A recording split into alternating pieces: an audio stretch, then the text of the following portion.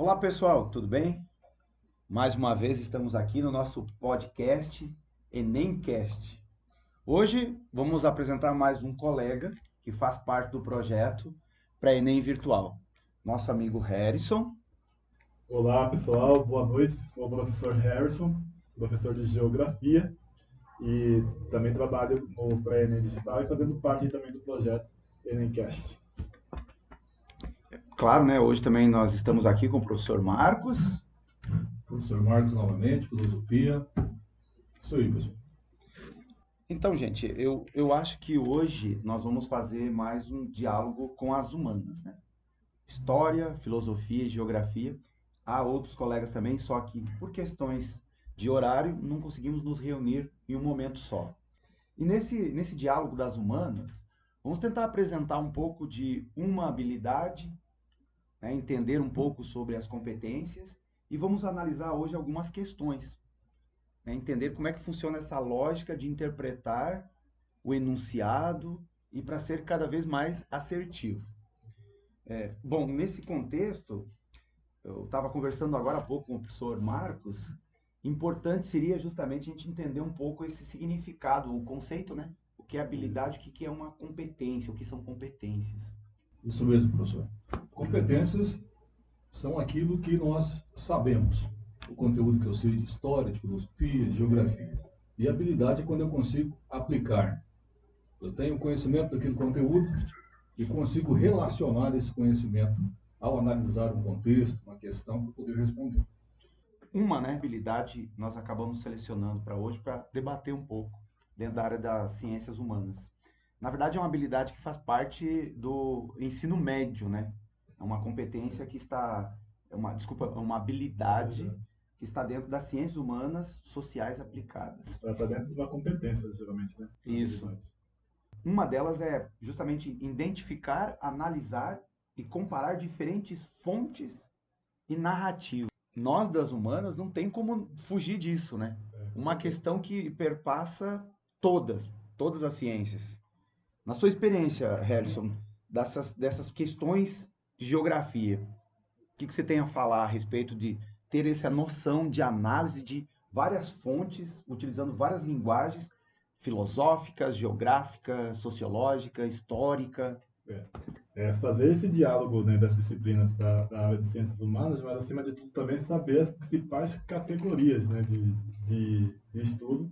E quando a gente fala da geografia, é essencial que o estudante saibam essas categorias, né? O que é o espaço geográfico, né? Que é a categoria principal assim, de análise da geografia, o principal objeto de estudo, né? Assim como a história também tem as suas fontes, né? Isso. E, além disso, as categorias que dialogam com o espaço geográfico, né? A saber, o lugar, não é? Que é o espaço, né? de vivência, né? das pessoas, o território, né? Que é a delimitação do espaço, a região, que é você dividir esse espaço de acordo com suas características, né? Que sejam elas comuns. Bom, vamos começar falando sobre alguma das questões que nós selecionamos, que eu acho que esse é um foco interessante. Vamos começar com a questão de filosofia, foi agora dos últimos Enem. Professor Marcos. Essa questão que aborda Tales de Mileto, considerado o primeiro filósofo, e aqui a gente vai colocar a importância dessa relação que nós estamos falando entre os conhecimentos. Tales é considerado um viajante, nasceu em Mileto, das cidades mais ricas, fica hoje, Ásia Menor, hoje sul da Turquia.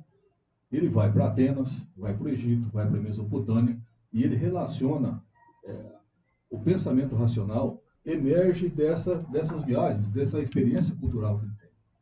E aqui entra as guerras, o nascimento da escrita, a navegação, comércio, espaço geográfico, né, da Grécia, todo esse espaço que ele percorreu.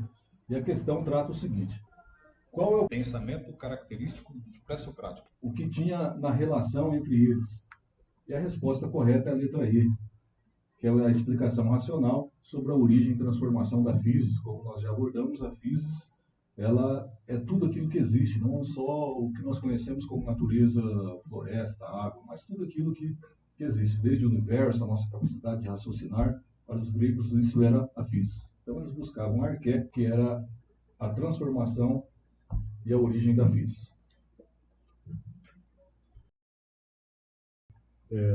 O Marcos acabou de falar de analisar o contexto histórico, né, para entender essa questão, e eu trouxe aqui para análise uma questão que é um tema atual, mas também que depende de uma análise do contexto histórico, né? Porque nós precisamos entender a formação do nosso planeta, né, da Terra, como ela se formou, e também precisamos entender sobre os fenômenos que ocorrem, né, no nosso planeta, já que ele é bem dinâmico, né? Eu trouxe aqui uma questão que está bem atual, por quê? Porque nós já estamos começando a ter o efeito, novamente, no fenômeno climático chamado El Niño. Né? E o El Niño, historicamente, já está aí há bastante tempo. Né? Então esse fenômeno ele ocorre de tempos em tempos, né? Geralmente de 2, 3 lá a cada ano, ele vem. E ele causa uma mudança que interfere bastante nas sociedades, né? Especialmente aqui no continente americano, aqui no nosso país, no Brasil. Desde a sua formação, né, aí fala da idade da Terra, 4,5 bilhões de anos, né, aproximado, a Terra sofreu várias modificações em seu clima. Né? Essas modificações, geralmente, né, desde a sua formação, está relacionada, às vezes, à própria dinâmica da Terra.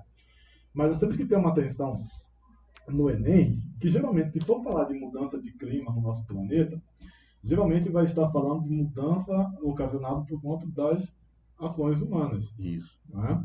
Por mais que o El Niño seja um fenômeno natural, né, que não se sabe muito bem a sua origem, ela pode estar relacionada às mudanças climáticas que começou a ocorrer principalmente ali a partir do período em que, né, começa a Revolução Industrial, né, esse período todo aí do uso de combustíveis fósseis, né, tudo mais. Né? Então, continuando aí, então a Terra sofreu várias modificações em seu clima, com períodos alternados de aquecimento, né, e resfriamento, e elevação ou decréscimo de pluviosidade, ou seja, de quantidade de chuvas, né? Sendo algumas em escala global, né? Ou seja, em todo o planeta, e outras em escala nível menor, né? Atingindo pontos específicos aí do nosso planeta. Esse é um texto do geógrafo Jurandir Royce, né? Grande geógrafo. E aí a pergunta relacionada aí é: um dos fenômenos climáticos conhecidos no planeta atualmente é o El Niño, que consiste... E aí essa pergunta ela demanda que o estudante tenha conhecimento sobre clima, sobre elementos de clima, sobre a interferência do homem no planeta também, né? Então aí ela traz as assertivas, né? A letra A, na mudança da dinâmica da altitude e da temperatura, né? A B, nas temperaturas suavizadas pela proximidade com o mar. Aí a C, na modificação da ação da temperatura em relação à latitude. A D, no aquecimento das águas do Oceano Pacífico, que altera o clima, e a letra I, na interferência de fatores como pressão e ação dos ventos do Oceano Atlântico. Né? Tendo conhecimento relacionado à questão da climatologia e tudo mais, né, e por eliminação, nós vamos chegar na letra D, que seria a resposta correta, né? Porque o fenômeno El Niño, ele ocorre por conta do aquecimento das águas do Oceano Pacífico, né? E aí o aquecimento dessas águas ela vai modificar o clima. E aqui no Brasil, nós sentimos, né, o El Niño de diferentes formas. Por exemplo, se a gente for para a região norte e nordeste, né, você tem a diminuição da quantidade de chuvas, né, de índice pluviométrico. Né? Então, uma seca maior. Porém, no sul do país, principalmente na parte sul, o efeito é o contrário. Né? Então, você tem uma quantidade maior de chuva, só que isso aí vem junto com outros fenômenos climáticos, né, como furacão, né, e aí causa alagamentos, tudo mais, certo? A grande sacada é fazer análise das consequências do fenômeno El Niño para a sociedade, consequências econômicas, porque se você tem, no nosso país, um grande exportador do agronegócio e tudo mais, então você tem menos quantidade de chuvas secas em determinadas regiões, como Centro-Oeste, Norte e Nordeste, você vai ter consequências na economia. Né? Da mesma forma, a consequência não é onde você tem o fenômeno, por exemplo, no sul, que é de alagamento e tudo mais, porque o nosso país não é um país preparado, né? Que não se prepara, geralmente, para esses tipos de fenômenos como os outros. Né? Então, essa é a análise da questão que eu trouxe aqui para vocês. Tá? Eu tenho um ponto a falar na questão de filosofia, que o Marcos trouxe para nós. Realmente, quando se trata da questão do surgimento, né, da filosofia propriamente dita, ela está dentro de um contexto, na historiografia, a gente chama de período clássico. E aí a gente observa justamente uma mudança nas estruturas dos gregos. Os gregos eles já estão indo para uma nova estrutura política administrativa. Você falou agora há pouco, né? A polis, as cidades, o desenvolvimento econômico. E um detalhe que eu acho muito interessante é você perceber que isso não está descontextualizado. Naquele momento histórico, havia uma grande civilização, nordeste da África, né? Egito.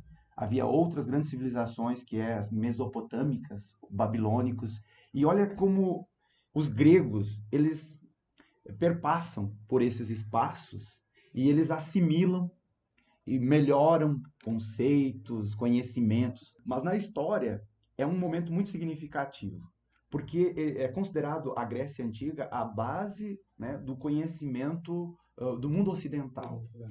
É um divisor de águas. Mas não é somente deles. Eles também, digamos assim, beberam de uma outra fonte da antiguidade. Há historiadores que vão questionar se realmente a filosofia nasce na Grécia ou não. Mas a Grécia, se não nasceu na Grécia, ela propiciou o desenvolvimento da filosofia. Beleza, então. A gente se encontra em outro episódio. Um abraço, se cuidem, a gente volta logo. Até mais.